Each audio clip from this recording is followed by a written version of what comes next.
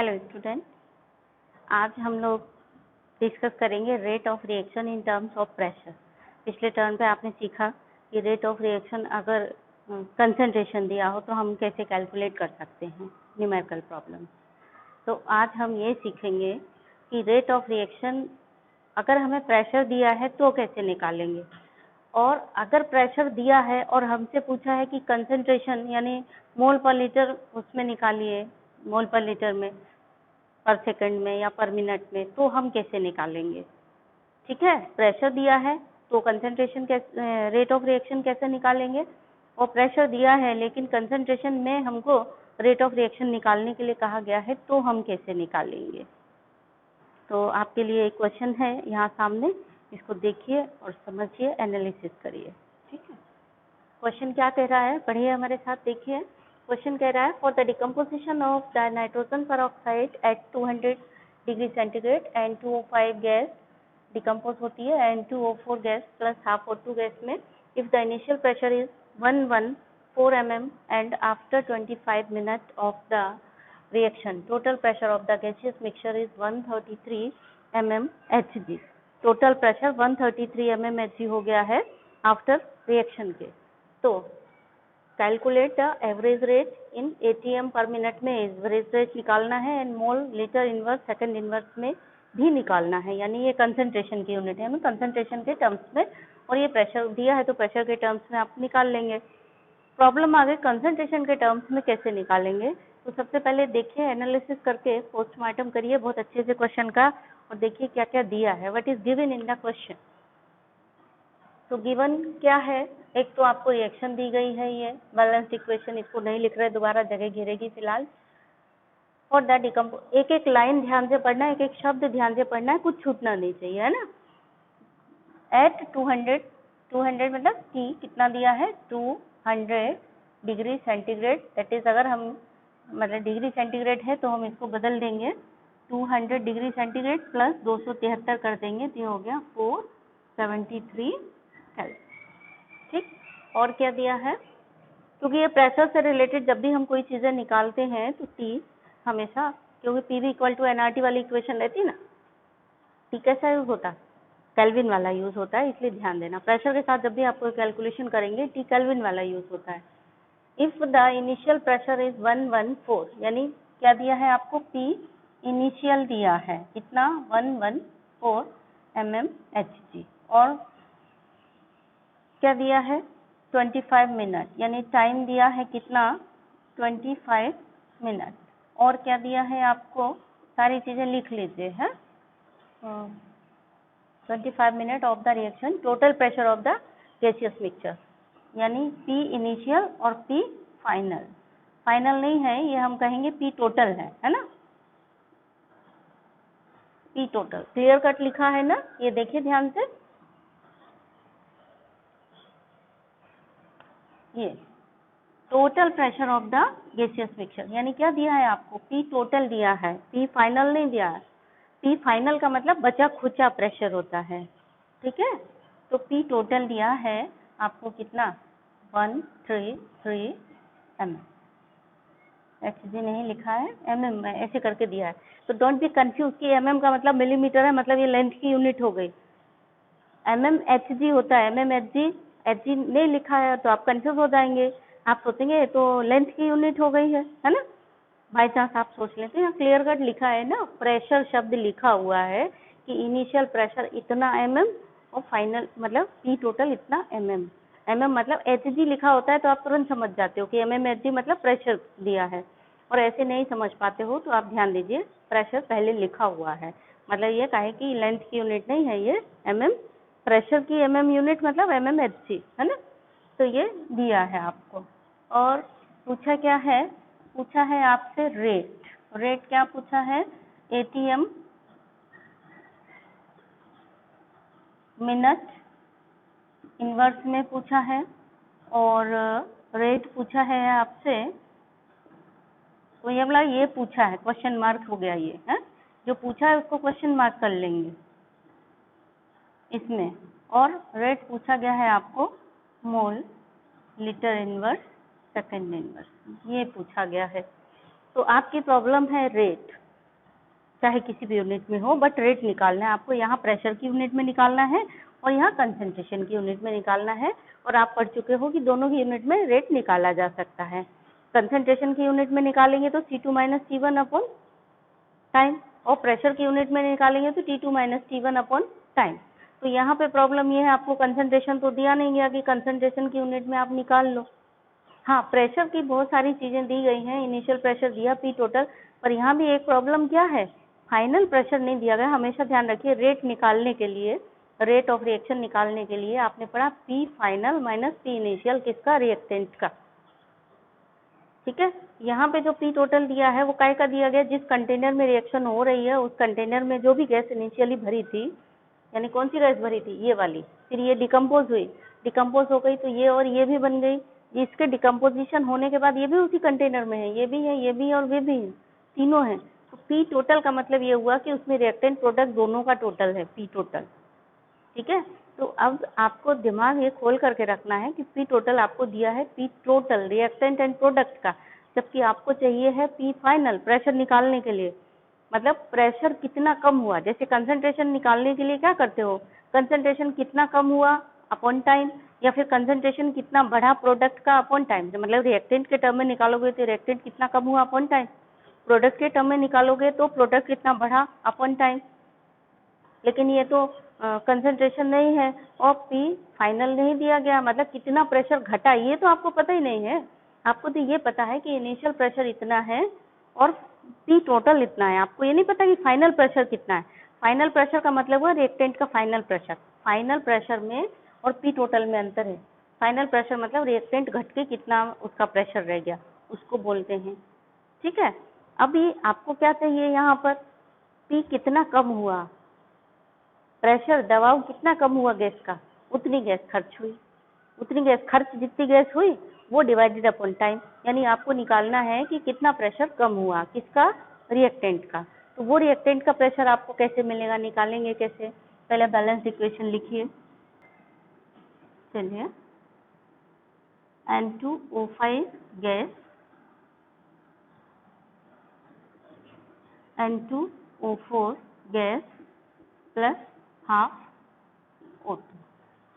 ठीक है, इनिशियल क्या है,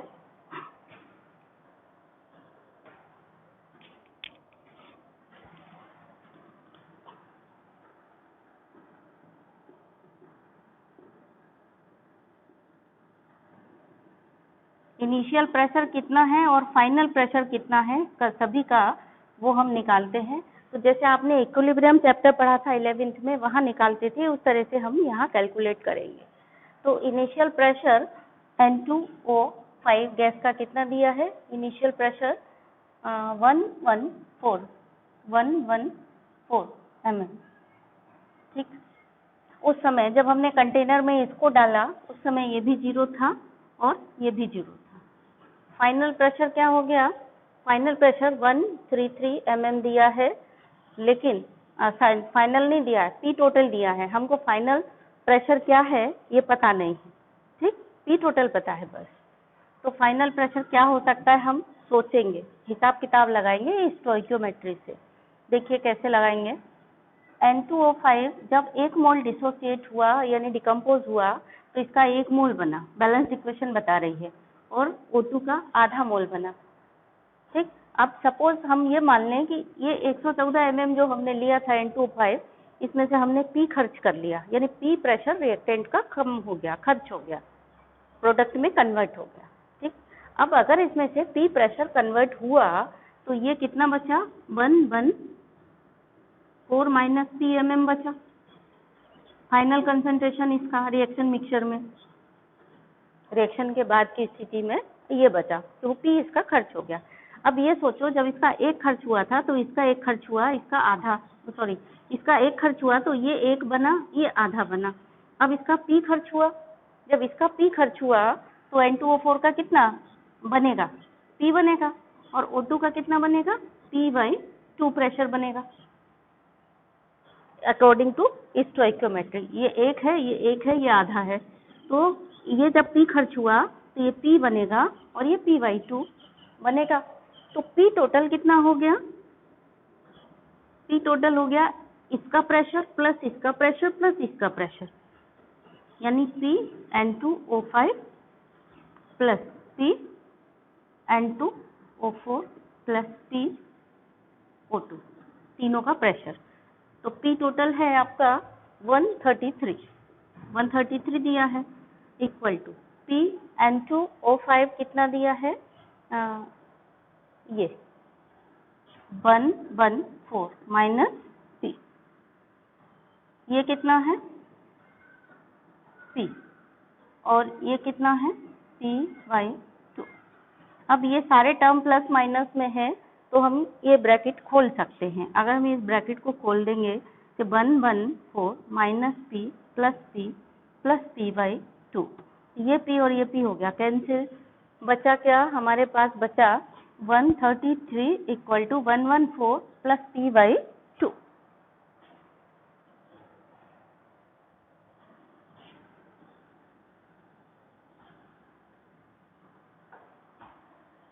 हमारे पास बचा 133 equal to 114 plus P/2।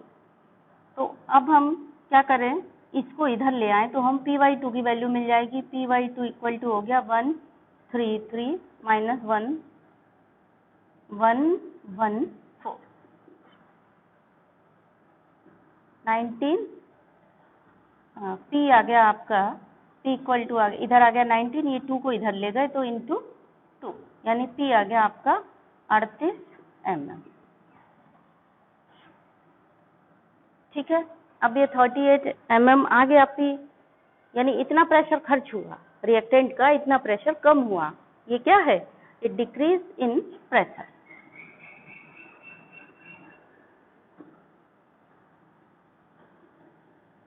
Decrease in pressure, ये आ गया P 38 mm। यानी अब रेट ऑफ रिएक्शन निकाली जा सकती है, क्योंकि कंसंट्रेशन कितना खर्च हुआ डिवाइडेड बाय टाइम, प्रेशर कितना कम हुआ या प्रेशर कितना बढ़ा डिवाइडेड बाय टाइम, जितना प्रेशर खर्च हुआ डिवाइडेड बाय टाइम हम निकाल सकते हैं।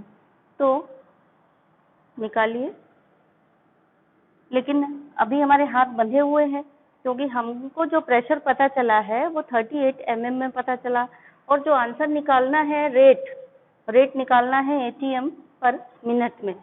तो रेट इक्वल टू क्या हो जाएगा, पहले हम इसको ATM में कन्वर्ट कर लें तो P इक्वल टू हो गया 38 डिवाइडेड बाई 760 ATM में कन्वर्ट हो गया। तो रेट इक्वल टू क्या होता है, रेट इक्वल टू होता है P अपॉन टाइम, या हम कहें पूरी बात लिखेंगे तो लिखेंगे decrease in pressure, decrease in pressure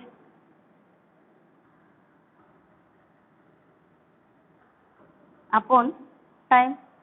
decrease in pressure कितना है 38/760, इसको अगर हम मल्टीप्लाई कर लें ये आ जाएगा 0.05 ATM, 38/60।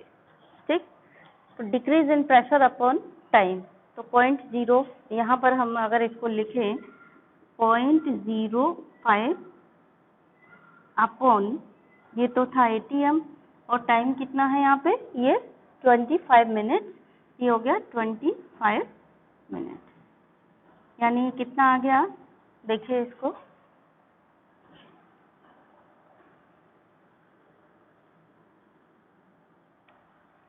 सीधा सीधा करने के लिए हम इसको क्या करें 50 मान लें, पॉइंट यहाँ खिसका के इंटू 10⁻³ कर दिया, अपॉन 25 किया, तो ये आ गया 2, फिर इसको वापस ले गए तो 0.002 ATM मिनट इनवर्स, ये आ गया अपना रेट। एक समस्या सॉल्व हो गई।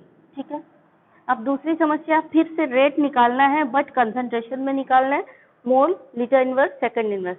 ये mole litre inverse second inverse कब निकलेगा, जब हमें कंसंट्रेशन पता हो, पर कंसंट्रेशन तो पता नहीं है, हमें पता है केवल प्रेशर। तो हमारे पास एक रिएक्शन है, आपने 11th में पढ़ी है, ideal gas equation, PV equal to क्या होता है nRT। क्या हम इससे कंसंट्रेशन निकाल सकते हैं? अगर प्रेशर दिया है तो कंसंट्रेशन, इक्विलिब्रियम में भी आपने पढ़ा है ना, क्या पढ़ा था आपने, Kp और Kc का रिलेशन बनाने के लिए प्रेशर को कंसंट्रेशन में चेंज करते थे, वही रिएक्शन फिर आ गई। अब हमें प्रेशर को कंसंट्रेशन में चेंज करना है, तो करिए। N/V ले आए तो वो कंसंट्रेशन होता है, तो V को इधर ले जाए और RT को इधर ले गए, तो ये आ गया N/V इक्वल टू P/RT। ये N है, V इधर आ गया, RT इधर चला गया, तो P/RT हो गया, N/V हो गया। N/V काय के बराबर होता है? C के बराबर, हो C equal to PR। Concentration निकाला है, कंसंट्रेशन निकाला है तो हम रेट निकाल सकते हैं, क्योंकि रेट क्या होता है? रेट होता है कंसंट्रेशन अपॉन टाइम। ठीक है, तो C/T कर दें तो हमारा रेट भी निकल आएगा।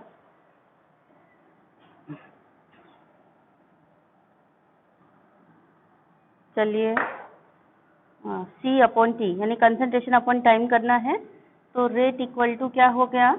कंसंट्रेशन की जगह हम P/RT रख दें और अपॉन टाइम। ठीक है, तो ये हो गया P/RT अपॉन टाइम। ठीक है, तो P यानी प्रेशर कितना था हमारा? प्रेशर आया था mm में, आ गया था ना, कितना था ये? 38/760, 0.05 है ना, तो ये आ गया था 0.05। अपॉन R की वैल्यू कितने आ गए? इसको हम और अच्छे से लिखें तो ये हो गया P/RT, और ये टाइम अपॉन 1 है तो पलट के संख्या जाएगी, तो इंटू 1/टाइम ऐसे हो जाएगा। ठीक है, P/RT वैसे ही है, टाइम डिवाइडेड बाई 1 कर दिया, 1 ऊपर चला जाएगा, टाइम यहाँ पर नीचे आ जाएगा, पलटेंगे तो 0.05। R की वैल्यू क्या है? 0.0। ATM में आप प्रेशर रख रहे हो, 0.05 ATM में लिया ना आपने प्रेशर, तो R की वैल्यू कौन सी रखोगे? ATM वाली रखोगे। ATM में R की वैल्यू क्या है? लीटर ATM इनवर्स में 0.0821। तो ये हो गई 0.0821 इंटू T। टेम्परेचर कितना था यहाँ पर? 473 इंटू टाइम कितना है? 25। सबको कैलकुलेट कर लो। अगर आपको ये लंबा टर्म लग रहा है तो आप फिर क्या करो, लॉग टेबल निकालो और उससे सॉल्व कर लो, लॉग एंटी लॉग लेके। टर्म जाता है ना बड़े बड़े, इसीलिए। ठीक है, इसको स्टैंडर्ड फॉर्म में बदलो, इसको स्टैंडर्ड फॉर्म में बदलो और फटाफट सारी संख्याओं को स्टैंडर्ड फॉर्म में बदल के सॉल्व कर लो। और उसमें ये कर लो, 5 को 5 की यहाँ कैंसिल कर दो तो एक टर्म यहाँ पे कम हो जाएगा, और फिर सबका सीधे सीधे लॉग ले लो स्टैंडर्ड फॉर्म में कन्वर्ट करके। तो ये आपका आ जाएगा पूरा। जब आप कैलकुलेट करेंगे तो कैलकुलेट करने के बाद आपका आ जाएगा ये 8.58 इंटू 10⁻⁻⁷।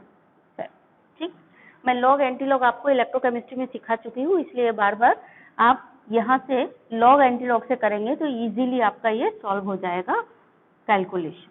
ठीक, तो रेट है, तो रेट आप काय में लिखेंगे? ये mole, litre, inverse, second inverse में आ गया आपका। कंसंट्रेशन में चेंज हो गया था ना आपका, तो आप दोनों क्वेश्चन आ गए। ये आपको सिखाता है कि प्रेशर दिया है तो कैसे रेट निकालेंगे, और अगर प्रेशर दिया है लेकिन कंसंट्रेशन में पूछा तो प्रेशर को आपने कंसंट्रेशन में बदल लिया। कैसे बदल लिया? आइडियल गैस इक्वेशन यूज करके, यानी PV इक्वल टू nRT को यूज करके आपका ये चेंज हो गया। ठीक है।